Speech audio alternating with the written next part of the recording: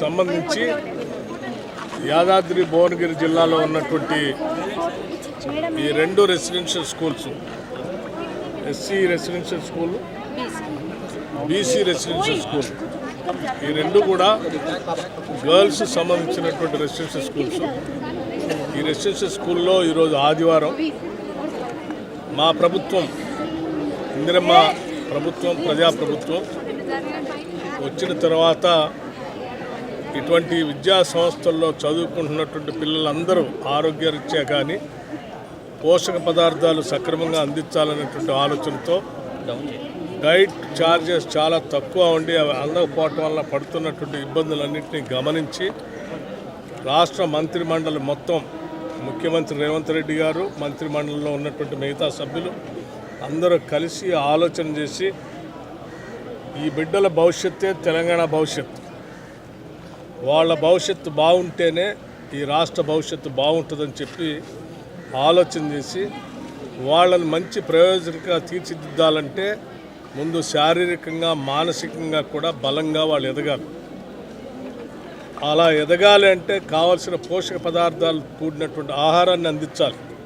అలా అందించినప్పుడే ఆ బ్రెయిన్ ప్రాపర్గా మనం చెప్పేటువంటి పాఠాలని టీచ్ చేసేదాన్ని సక్రమంగా రిసీవ్ చేసుకొని మంచి విద్యార్థులుగా గ్రహణ శక్తి పెరిగి ఎదగటానికి అవకాశం ఉంటుంది. కాబట్టి రాష్ట్ర ఆర్థిక పరిస్థితులు ఇబ్బందికరంగా ఉన్నప్పటికి కూడా అత్యంత ప్రాధాన్యతగా తీసుకొని వాళ్ళకి 40% డైట్ ఛార్జెస్ పెంచాం.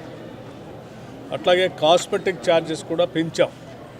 ముఖ్యంగా గర్ల్స్ పెరుగుతున్నటువంటి వయసులో వారి అవసరాలు, ప్రత్యేకమైనటువంటి అవసరాలు కూడా ఉంటాయి. సోపు, ఆయిల్తో పాటు మిగతా అవసరాలు కూడా ఉంటాయి. కాబట్టి వాటిని దృష్టిలో పెట్టుకొని ఆ కాస్మెటిక్ ఛార్జెస్ కూడా పెంచడం జరిగింది.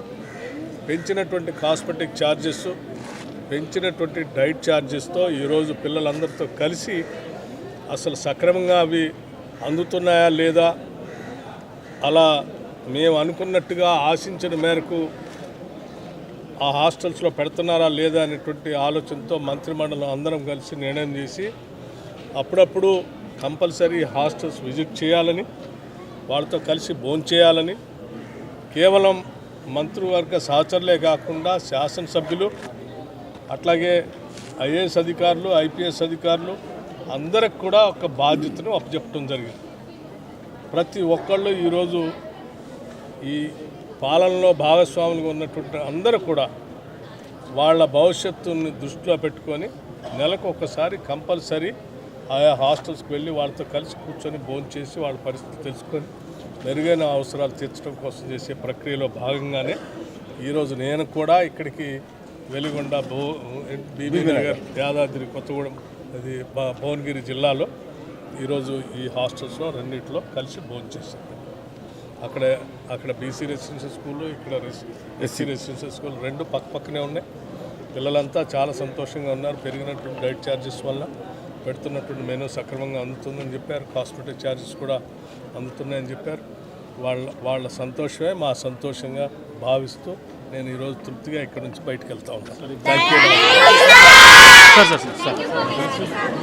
యూ.